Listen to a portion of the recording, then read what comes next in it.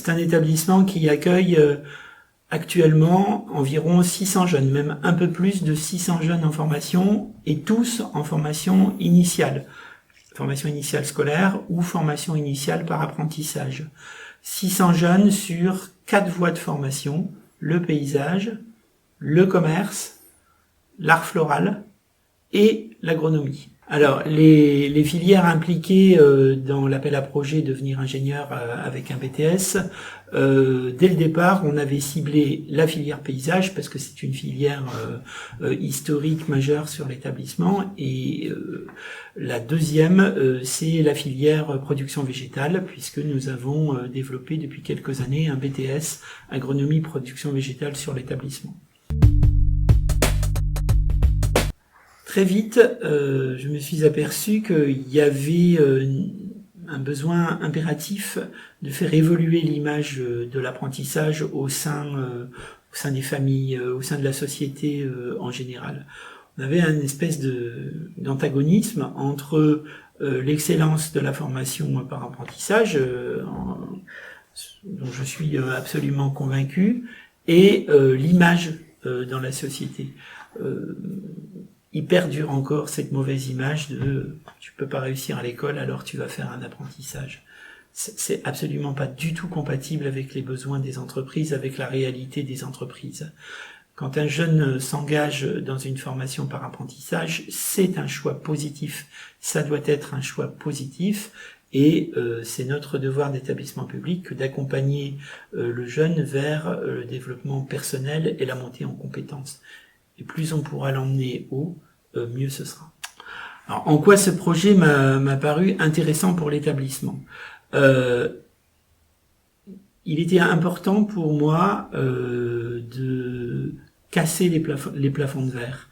C'était important pour moi de montrer à nos étudiants, à nos élèves, à nos lycéens qu'ils étaient capables d'aller bien plus haut que ce que eux-mêmes pensaient.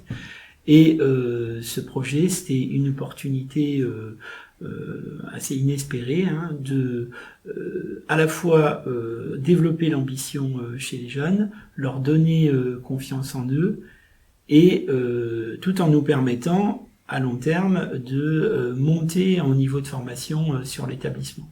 Toutes les semaines, je consulte le bulletin officiel du ministère de l'Agriculture, et j'avais repéré la note de service qui présentait le projet. Tout de suite, c'était vraiment le jeudi à midi, j'ai reçu la note. Le jeudi après-midi, j'étais convaincu qu'il fallait que Merdrignac s'engage dans le projet. Donc très vite, j'en ai parlé à un chef du SRFD, à mes collègues directeurs d'établissement, et je crois qu'Agrocampus a eu la même démarche, parce que très très vite, Agrocampus a pris contact avec le SRFD Bretagne, et la toute première réunion à l'initiative du projet s'est tenue ici, dans les locaux du lycée de Merdrignac. Alors, en quoi ce projet est un facteur de valorisation de l'établissement ? Alors, pour moi, c'est à trois niveaux. Premier niveau, c'est un facteur de valorisation de nos jeunes. Et ça, c'est essentiel. Quand un jeune sort de sa formation et qu'il est fier de ce qu'il a fait, de ce qu'il a accompli, c'est l'établissement tout entier qui en tire bénéfice.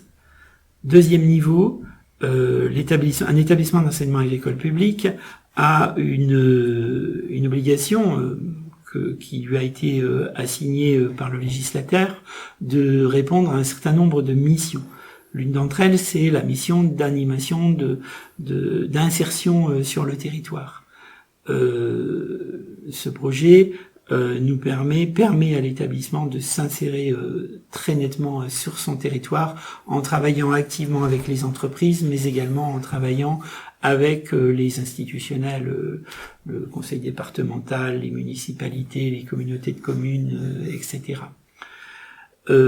Troisième niveau d'intérêt de ce projet, c'est évidemment l'opportunité qu'il offre à l'EPLFPA de Merdrignac de faire monter en niveau les formations qu'il propose.